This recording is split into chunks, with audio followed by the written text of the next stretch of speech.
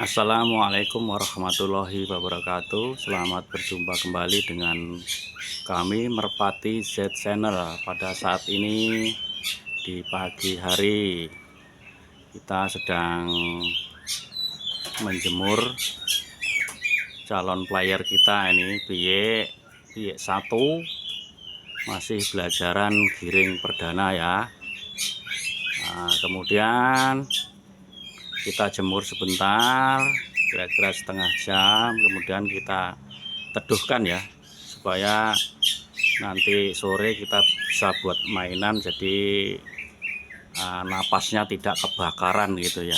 Jadi kalau untuk player ataupun yang sudah giring, ini jemurnya sebentar aja. Kemudian kalau untuk buat mainan sorenya nanti jangan sampai kepanasan ya, sebabnya nanti di lapangan juga suasana sudah panas, jadi badannya bisa terbakar, artinya dehidrasi ya. Tapi kalau kebanyakan minum juga nggak bagus, karena tidak nanti badannya tidak proporsional gitu ya.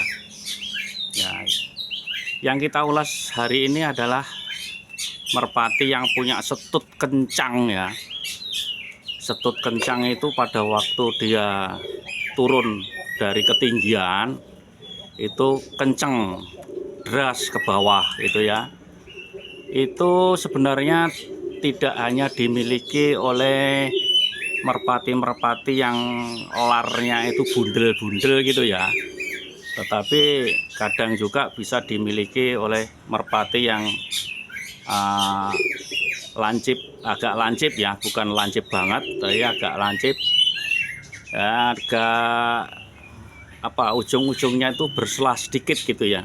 Walaupun yang bundel-bundel itu sebenarnya ujung-ujungnya itu pada waktu terbang untuk setut ke bawah itu juga ada terobosan angin, cuman nggak menembus bagian yang pangkalnya gitu maksudnya ya.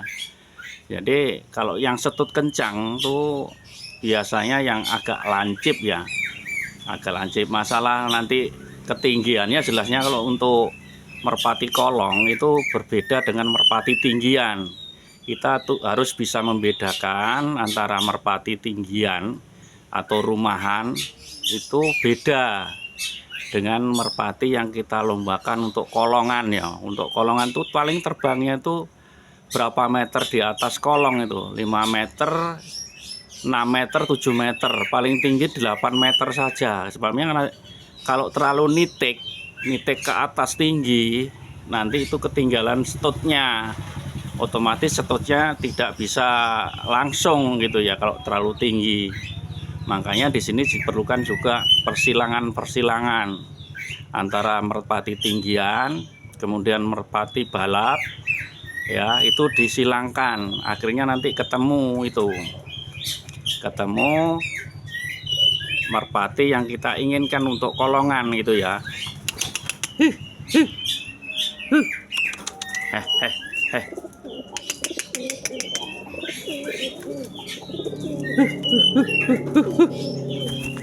Nah, ini termasuk merpati yang untuk setut tinggi ya, setut kencang nih ya.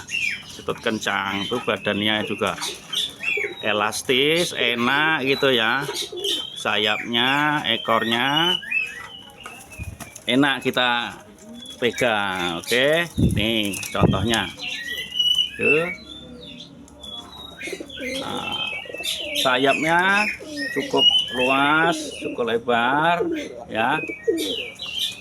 Kemudian ekornya pasti turun ke bawah ya, agak panjang sedikit nggak masalah ya, agak panjang sedikit, kira-kira 2 cm berpautnya antara sayap dan ekor belakang gitu ya.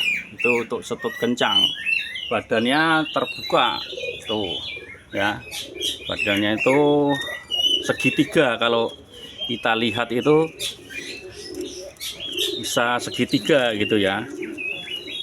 Kalau ngelihat segitiganya itu jangan dilihat dari ekor, dari brutu atau pangkal ekor ya, pangkal ekornya.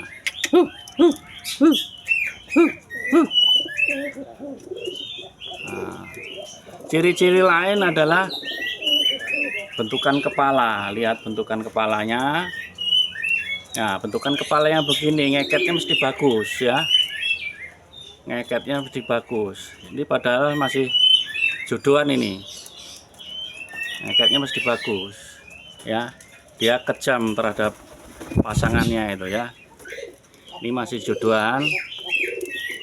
Ya. Coba kita lihat di tongkrongannya. Dada depannya lihat. Nah, dada depannya lebih membusung ya. Lebih membusung dia. Tuh. Nah, cara berdirinya juga bagus, tegak. Gitu ya. Nah, ngeketnya bagus. Ya. Setut kencang itu maksudnya itu dari ketinggian ya. Walaupun 3/4 tapi setutnya bisa kencang ke bawah. Tapi hati-hati dengan setut kencang ya.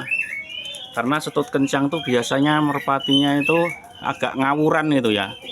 Kalau turun tuh sembarangan, apalagi kalau masih piye itu. Kalau masih ajaran gitu kadang-kadang kalau dia turun ke bawah itu seenak udelnya sendiri. Ya, jadi kita sebagai joki atau pelatih harus tahu itu ya. Harus tahu bagaimana meremot atau mengatur supaya dia terbangnya tidak turunnya untuk sementara ya, sementara tidak terlalu kencang ke bawah gitu. Karena apa? Kadang-kadang merpati itu ada yang sekali terbang itu kemudian nyetut tinggi kemudian kapok. Karena apa? Merasa kesakitan. Nah, utamakan ya untuk ngeber itu kalau bisa dilatih untuk tepat betina. Jadi nanti kalau dia terbang dan nyetut kencang ke bawah, nanti dia tidak jauh dari betina meleset-melesetnya. Karena banyak kejadian fatal itu kalau merpatinya turun terlalu deras, lepas patek, itu yang terjadi adalah kecelakaan ya. Merpatinya tidak bisa dipakai lagi, merpatinya merasa kapok. Mungkin kalau dia masih hidup, kalau fatalnya ya mungkin bisa cedera atau mati ya. Itu yang kita sayangkan ya. Jadi hati-hatilah dengan merpati yang punya setut kencang. Kalau kita tidak berhati-hati kita rugi ya.